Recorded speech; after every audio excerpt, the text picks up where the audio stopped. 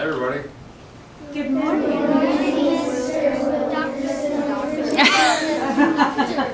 So, my name is Dr. Wilkerson. I teach math up in the School of Rhetoric. That's where I normally am at. But I also come down here occasionally to grammar school to do some different guest lessons, guest teaching. Your teachers have been kind enough to invite me down for a lesson today to introduce to you a project that we're going to talk about throughout the year. I've also done some things with Grammar School Math Club that we've done a couple different years. And, my son Caleb is in first grade here.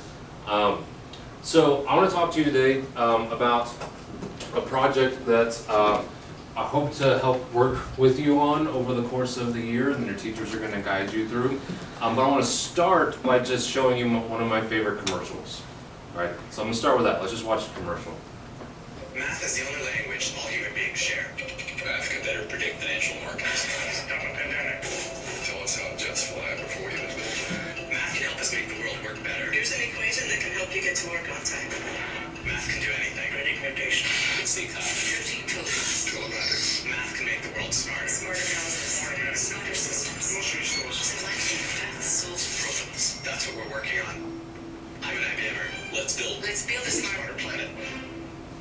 So one of the things I really like about this commercial is kind of the phrase they use toward the end of it, that math solves problems. Like, you're used to coming across math and like you're being asked to like solve the math problem. So I like how they take this in the commercial and they turn around, the math solves problems. And if there's one thing that I want you to get out of this project that we're going to do, it's this idea, right? That math is something that is actually extremely useful for solving real world problems, right? And not just problems in the sense of like, oh, one day I'll apply this about, you know, Johnny has 3 apples and Cindy has 2 apples, like those types of questions that you might come across, but things that they mentioned in here, like curing diseases, coming up with new technologies to help people, being able to get food and water and resources to parts of the world that they don't have it. Like all those big real world problems that we'd like to be a part of, right? Math is vital to solving those problems. Like if a solution to those problems exists, math is going to be a part of it. So in addition to the math concepts that we're going to do, I want you to see that math is actually one of the ways. And it's not just big real world kind of abstract problems that like, oh, let the adults deal with that, right? That the math that you're doing like right now in this classroom over the course of this year is useful for solving problems. So I want to take some of those ideas that they brought up in the commercial and make it a little bit more local to what we're going to be doing for our project here at our school in the city of Austin. How many of you have heard of, or maybe your family's volunteered with, Mobile Loaves and Fishes? Like, quite a few people, okay? So if you haven't heard of Mobile Loaves and Fishes, or you haven't volunteered with them, I've got a quick little commercial for them, so to speak. You can see kind of what they're about, and then I want to talk about how that relates to our project. So as you watch this little video that introduces Mobile Loaves and Fishes, I want you to think about this idea like math solves problems. So think about what the problem is that Mobile Loaves and Fishes is really dealing with, and how math might even work its way into solving that problem. We are not individuals on an island, and we do not pick ourselves up by the bootstraps.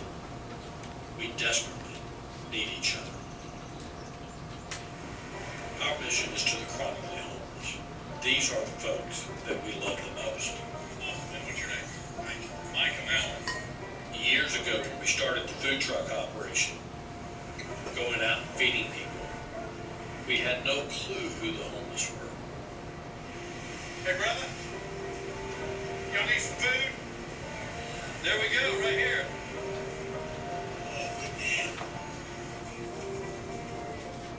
We began to learn that the single greatest cost of homelessness is a profound, catastrophic loss of family. When we bought our first RV to lift one guy up off the streets, we were clueless. As we just said yes to these little calls, the Lord equipped us to do what it is that we're doing, better and better and better. And out of that stepped the Community First Village.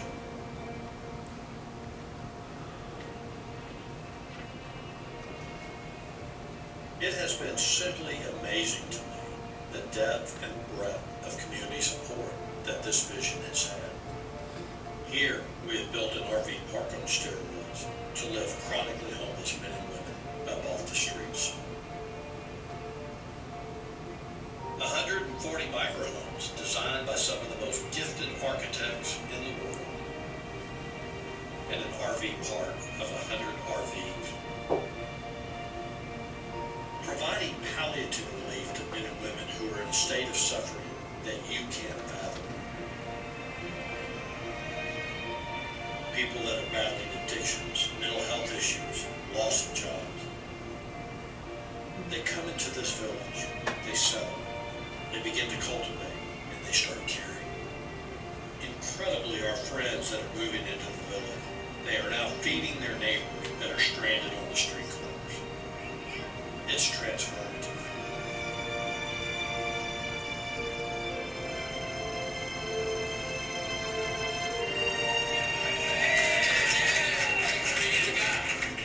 May this place bring you comfort, refuge, and rest.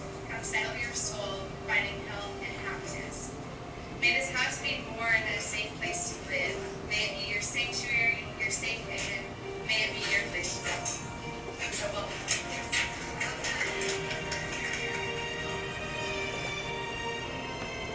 Housing will never solve homelessness, but community will.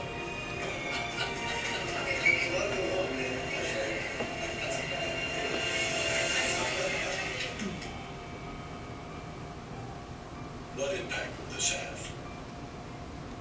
How will this echo throughout eternity?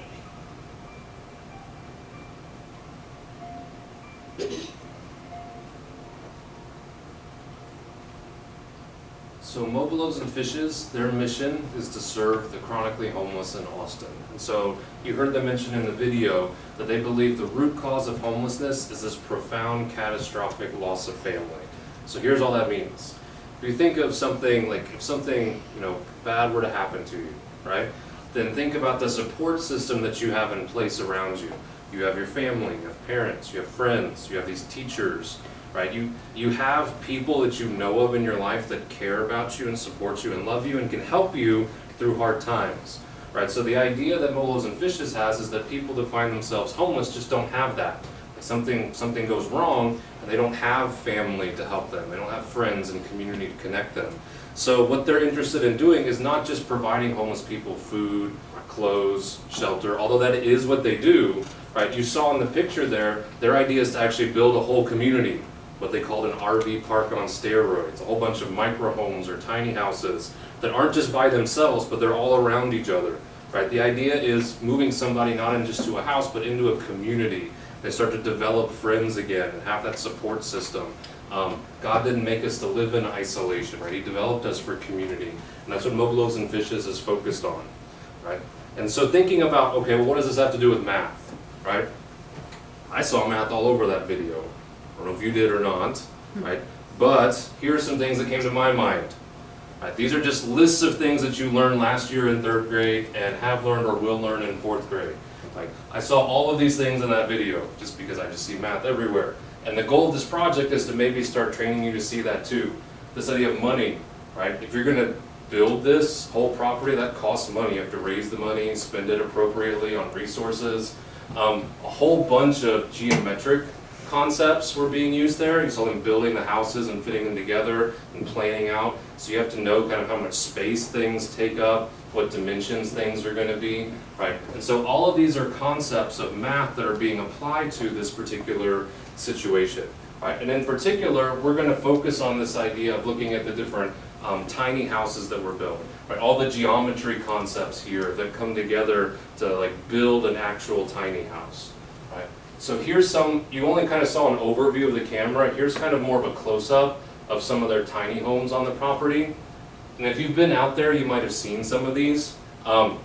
He mentioned in the video that a lot of them were designed by these top architects. They actually had a competition called Tiny Victories where a whole bunch of architects competed to design the tiny houses for the community. And so you kind of get the blueprint pictures here of a couple of them where you see what the design looks like. Then you also see it broken down so that you can see, again, kind of the math behind it, like all the different kind of exact measurements and the way lines fit together. You see that broken down in the 2D blueprint there. Here's another one, just to give you an idea of some of the kind of unique houses they have out there that aren't shapes you might normally expect. There's one. The entire roof is a balcony. That's kind of cool for that one. There's another one. This one. And I show you this one because this one was not done by some massive architecture firm. This one was done by a group of students, City of Austin. Right? They competed in the architecture competition. They made a design using what they knew from their math class and put together a 2D design and a blueprint for building a tiny house. Okay? That's what they did. And I show you this one again to emphasize that what we're talking about with applying math isn't something that's just down the road. It's something you can do now. Right now, as students, you can serve community first, the village, Mocha Loaves and Fishes there, by doing more than just handing out food, clothes, although that, again, that is still important. But you can actually use your math skills, design tiny houses, and that's a way of actually serving the community. So I was thinking that that's what we would do for our project, design a tiny house. Does that sound good to you at all? Yeah. Yeah, you excited about doing that? Yeah. Okay, and here's what I want you to see. Like, this isn't something that just taking an idea and doing it. We've done this before with our high school students. So our high school geometry students, this is them from a few years ago, before that property was even built out and developed. They're out there on a field trip, they're measuring, taking measurements that they need. They were tasked with designing a garden gazebo. So they weren't doing a house, they were just doing a garden gazebo. They built models. So this is the model that ended up actually winning the competition that they had. And then they actually got to go out there, and over time, we worked on building it. And so now if you go out to the property, this gazebo is standing out kind of in the back corner, and it was completely designed and built by Region students. That's what we're working on for our project. So we're not just going to build these tiny little houses and do the math and all of that, but we also want to actually have you see that come to life. So the goal is to actually build some of your designs. That's the goal. If you've been out to Mocha Loaves and Fishes, their property's pretty full now. They're not doing new construction, but they plan to. All that field and space, the forest that's next to them, they own that property and they're just waiting for the right time to actually keep building onto it. So they're looking for new innovative designs for tiny houses, and that's what we're going to do. We're going to partner with Mocha Loaves and Fishes to actually model, build some tiny homes, and maybe you'll actually see it get built. So our high school students had a little bit more they had to do for their project. You saw the model they built was pretty detailed, pretty lifelike. For us here in 4th grade, we're going to ask you to use kind of some different tools as far as building your houses, ones that you might be a little bit more familiar with. Familiar with Legos? Anybody heard of Legos before? Okay. Legos are awesome. They're one of my favorite toys. I play Legos all the time with my son. Do you realize that when you're playing with Legos, you're just basically playing math? No, maybe that's never crossed your mind before. But Legos are awesome in the sense that they can take like large-scale objects and actual buildings, and they can give you directions for how to scale that down to something that you could just build on your floor on a table using these little bricks. Right? And these bricks fit together in very certain ways. They take up certain areas and certain amount of space. Right? So there's a whole bunch of math in that to take something that's this big scale and move it down to a smaller one. Right? So that's the idea of what we're going to be looking at here when we do our project. We did this for the first time last year, so to give you an idea of kind of where we're going, here are some of the projects from last year's tiny house designs. So we're just starting today, so I'm not going to ask you to build an entire house today. We're just starting, right? But eventually, we'll give you more and more details on like what's required in the design, how to design not just the outside, but how to also design the inside of the house. So, but these are some of the finished products from last year. So you saw they had to do a blueprint, just like you saw on the competition pictures, a 2D picture on paper with different measurements, and then building the model. So that's eventually where we're headed for this project. Here's another one. Just a few more. And then this is a picture at the end where you're not just building and doing the design, but these are people from Mobile Loaves and Fishes that came out to see each design. So you'll work in a team in your classes, and you'll work together to come up with a design project, and you'll share that with Mobile Loaves and Fishes, and they'll kind of decide the ones they like the best, or elements of ones they like from each ones, and come up with a way of actually building that out on their property, right? So this isn't something that we're just doing. We're gonna be able to take a field trip in the spring. As a whole 4th grade, you're gonna take a field trip out to Community First to see it in person. And then the people from Mobile Loaves and Fishes will come here at the end of the year to see what you've done by the end of this project. Right, that's where we're headed, right? So I wanted to start on the ground floor today, like literally. When you build a house, what do you have to start with? The foundation. Foundation, right? That's all we're gonna focus on today is just foundations. Right? That's all we're gonna do. So before though, we get out the Legos and actually get to play with them, to get to play some math, if you will, I need to see if you can answer a few questions for me based on math you already know. So my understanding is that you've been talking about something called factors. Yes, okay. And my understanding is also that in 3rd grade is you did some stuff when it came to finding area of objects, the space an object takes up. So what I want to do today is introduce how does that relate to building a foundation of a house. Right? These concepts that you know actually can relate to building our foundation. So the first thing that I want to do is in your groups that you have at your tables, there's a few questions I want you to answer for me. And once you show me you know how to do these, then we'll get out the Legos. So in your groups, I'd like you to do the first 2 pages of this, and I'll be walking around. Might help passing that out. The front and back of the first page.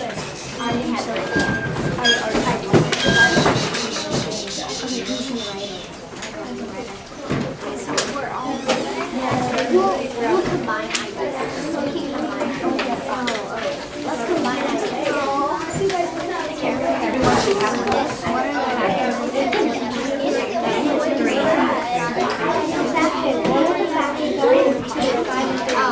What are the factors?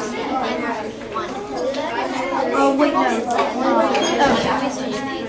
Just the first 2.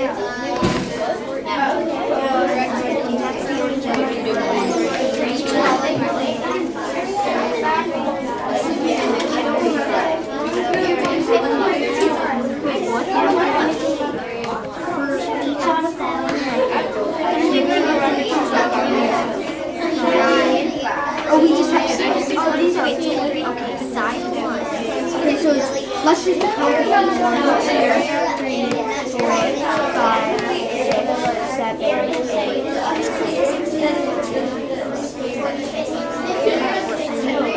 Okay, 14. Oh, 15.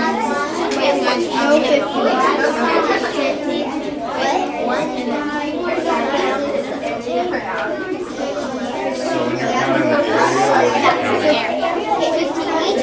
inside. So one of your boxes, and then side 1 is how long is each edge. And the length. Oh, yeah. So the 15. And then, how do you explain that? Okay, and then Remember how to find area? Side 2 is side 1. Okay, how do you write the area is 15. So this foundation.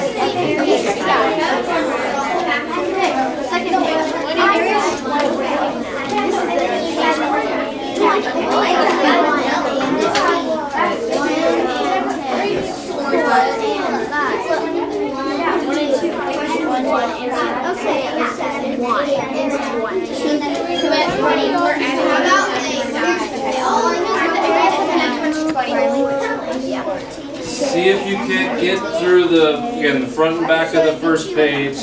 Take a few more minutes in your groups on that. And then I kind of want to debrief as a class before we start moving to Legos.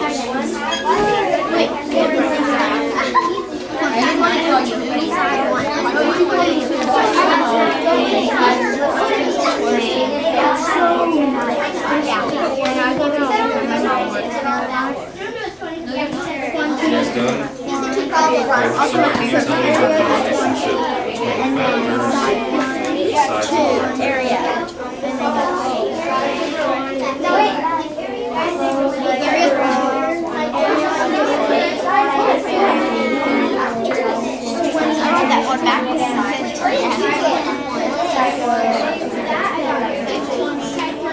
So the area is the number.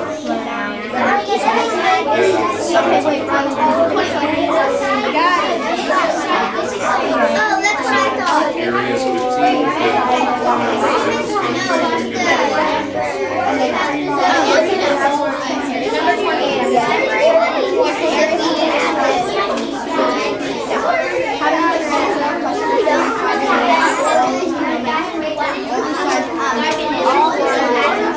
you guys finish those 2 pages? All factors. So what can you tell me about the relationship between factors?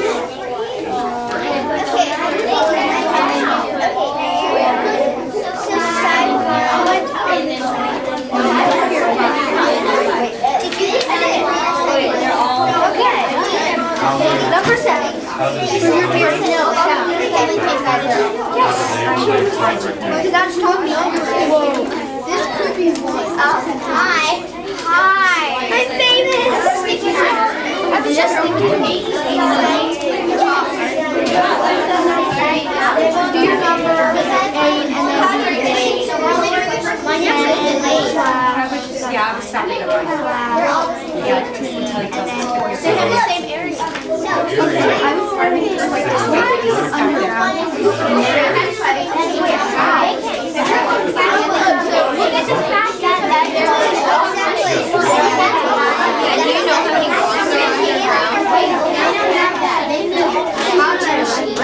Alright, attention please.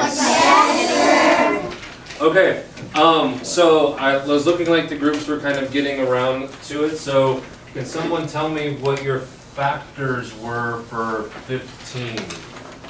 Okay, factors of 15, yes sir. 3 and 5. 3 and 5 was one option, and then what was my other option for factors of 15? Yes ma'am. 1 and 15, okay? So those were my factors that I had for 15, okay? How did those factors relate to the rectangles that were drawn on that page? Yes ma'am. The size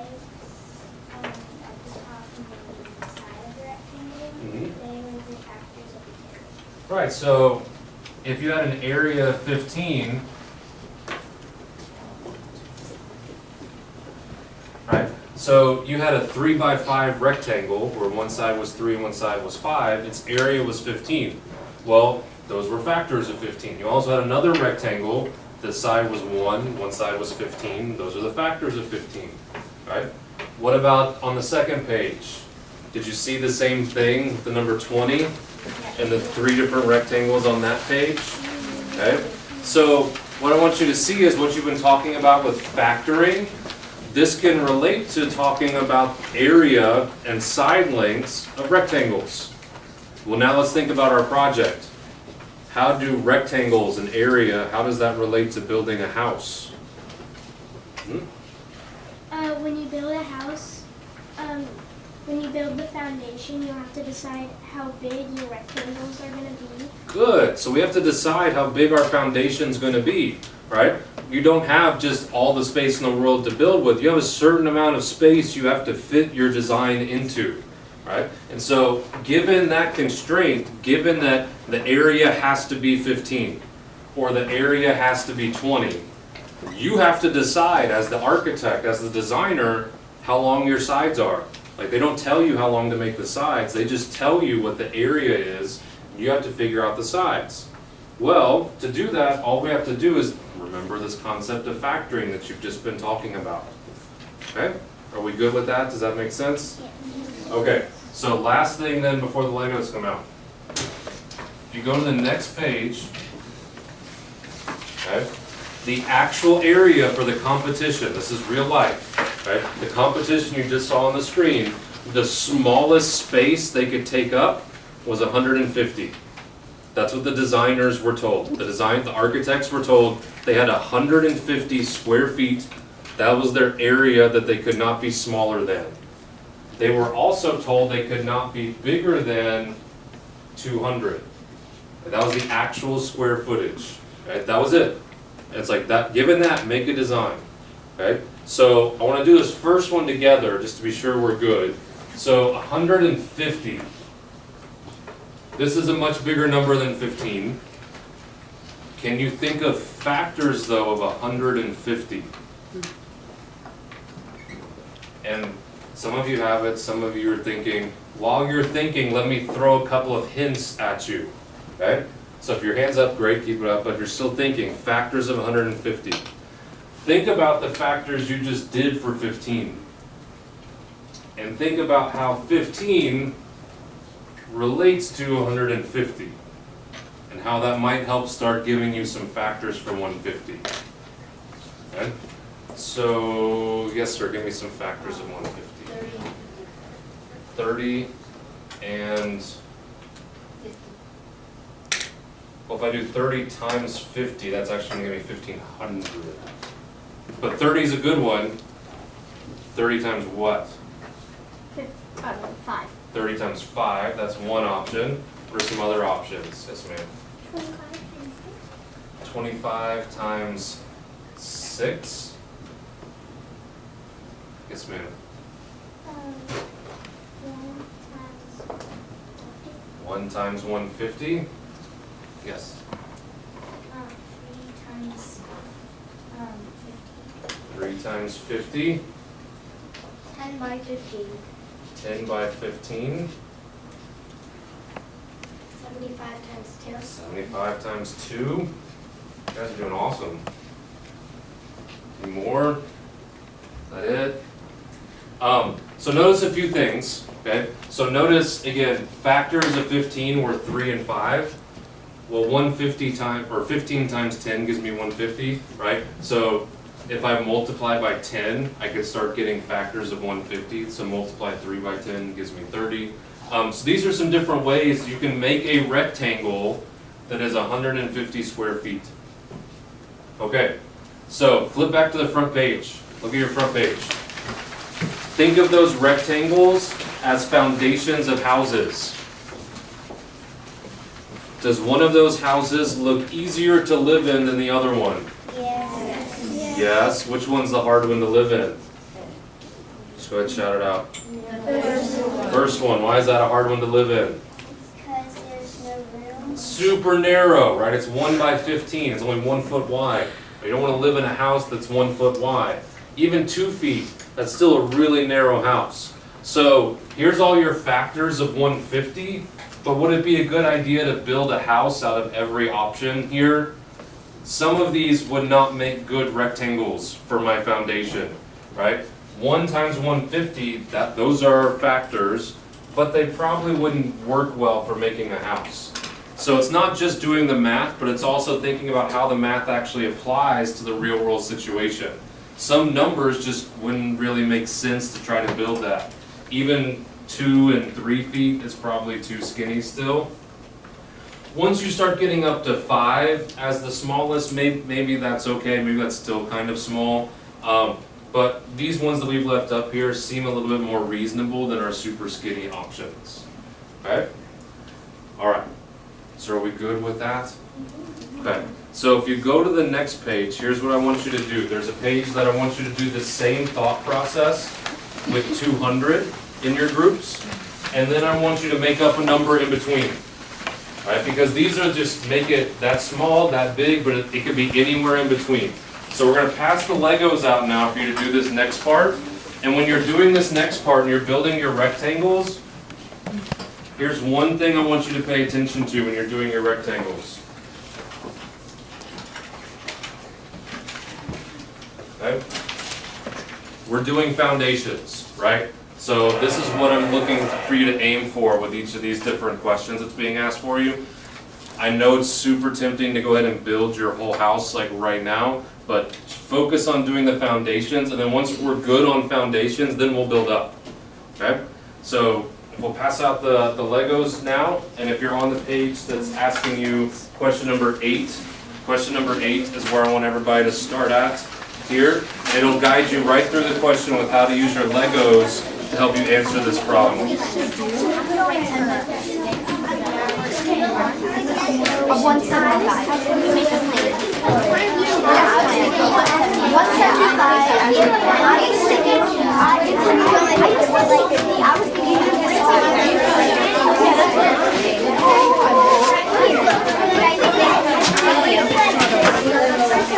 Here, let's not start yet. I just brainstormed something but I feel like I don't want to do something hard. I want to do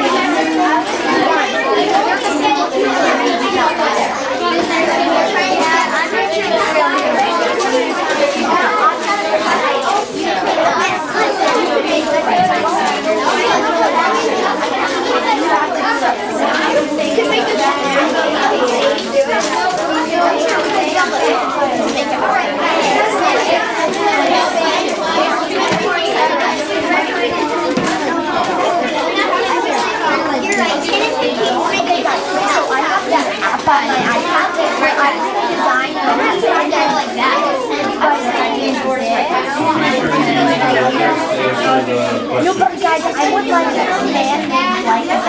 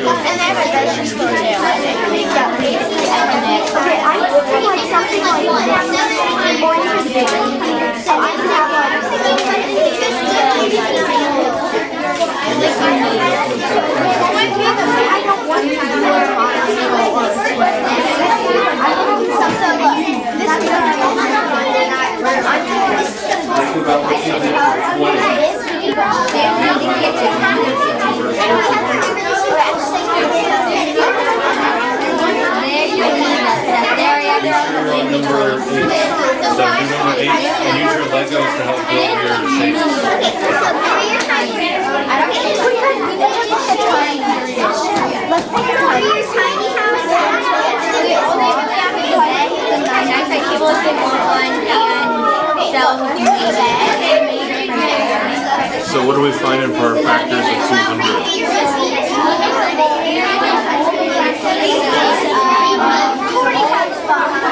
Okay, write it down. Write it down and build it. That's what I want you to do. Find your factors and build your shapes.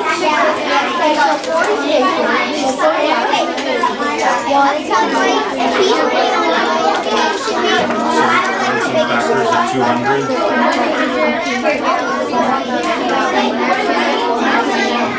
2 and 100, that's a good one. So think of your factors and then think of how you would build those shapes once you have those rectangles.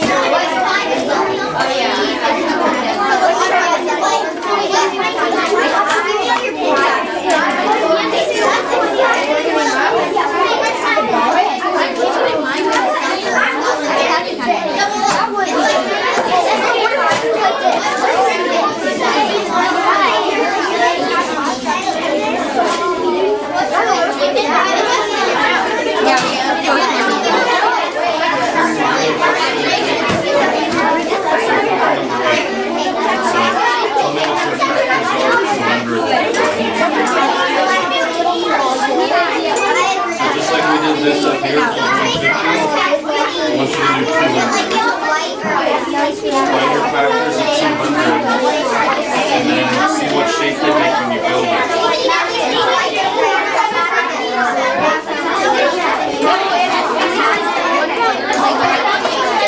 So find your factors. 5 by 40.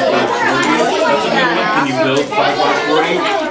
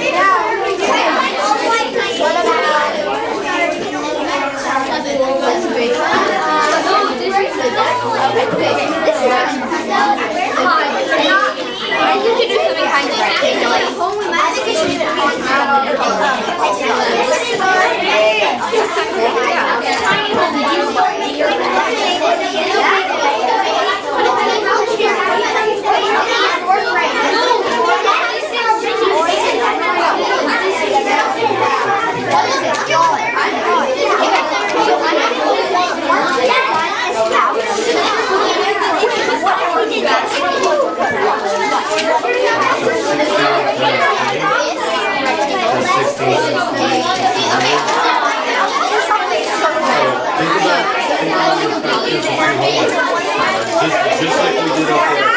Think about how you can take 200 and break it down into the length and a width of a rectangle. Multiply to be 200. Here.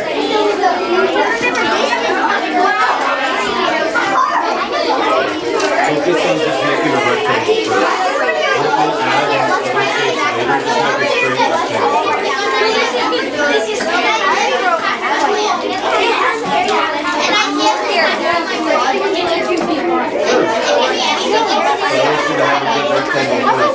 Find a rectangle that's 200. How about we come up, we all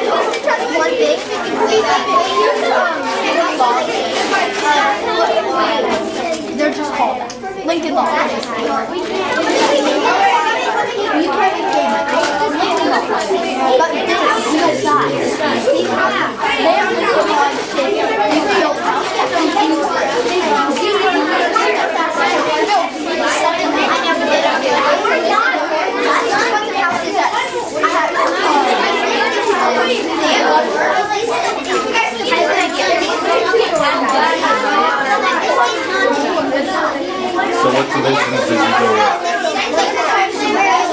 Well, let's focus on just doing a regular rectangle right now, and then we'll do things like that later on. So I want you to find a rectangle that's between 150 and 200. That's what I want you to do.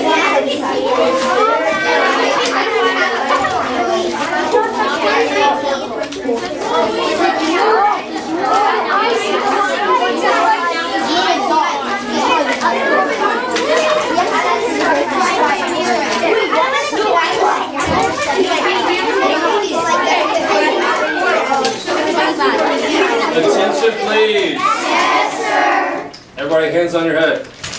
Hands on your head. Look at me. Okay, because I know Legos are super tempting. So, what would you find when you did your 200? What were some of the factors that you tried? Yes, sir. 8 times 25. 8 times 25. Oh, it was already on the board. Already on the board. Any other ones besides 8 by 25? Yeah. 10 times 20. 10 times 20. Did anybody try to build a house that was 1 by 200? No. No, what's the problem with that? Too skinny, right? Some of you probably, it looked like you even ran out of room on some of your boards when you tried to do like even 5 by 40, right? And you started running out of board space for that, right? So using our areas, like there's certain dimensions that we ended up working on. So again, the next thing I want you to do, some of your groups are getting there, some of you are there now. What I want you to do for me now is pick a size in between. Like these were the constraints. It just can't be smaller than that, and it can't be bigger than that. Okay? But you can do anything in between.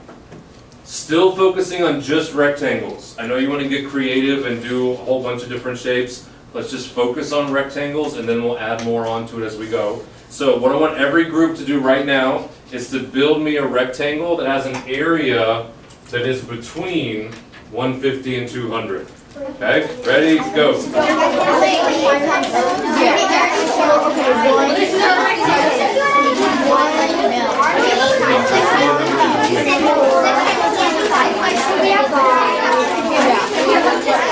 Well, what's 6 by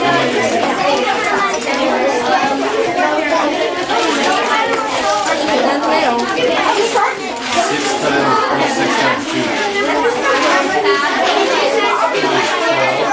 6 times 20 is 120. Not big enough.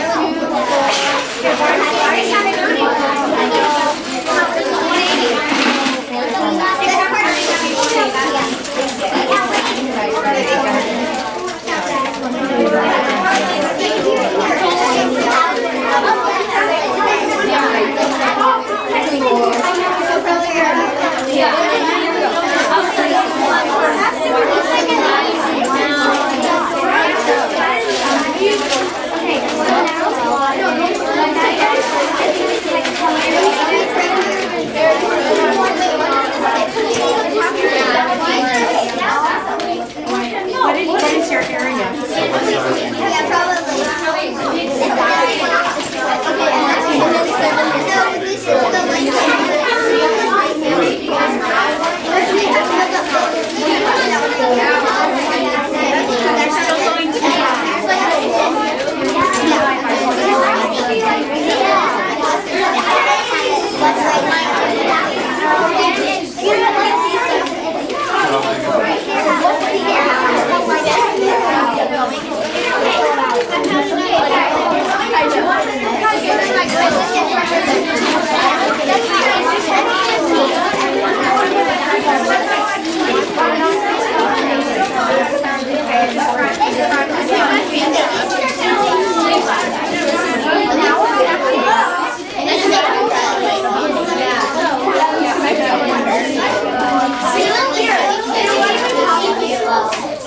Attention, please. Yes, sir. All right. So, fortunately, we've kind of reached the end of our time today, but the good news is we're not done, right? We're gonna be able to keep doing this over the course of the year. Till at the end of the year, you've got your whole house put together, and you've got all the math that's gone into it. And I hope you really enjoyed this year on this project and playing math and getting a sense to see how, while it looks like you're just playing Legos, in the end, you're talking about a house design, something that someone that's not had a home might actually be able to live in and have a community again. Like, it's a way of serving our community, right? Just to wrap up here, what were some of the sizes you picked that were between 150 and 200? We did 10 times 17, which is 170. 10 by 17, which is 170, good. We did 14 by 24, which is 156. Okay, good. We did 9 by 18, which is Good, so you have a lot of different options for what you can go with between 150 and 200, right? Just thinking about, again, how does something factor, how does that relate to the sides of the rectangle? I've left a question there at the end for you to start thinking about other shapes that everybody was wanting to do, okay? So look at that, and we'll work on this project more as the year goes on, but thank you so much for your time today. I hope to see you more as the year goes on. What do we say?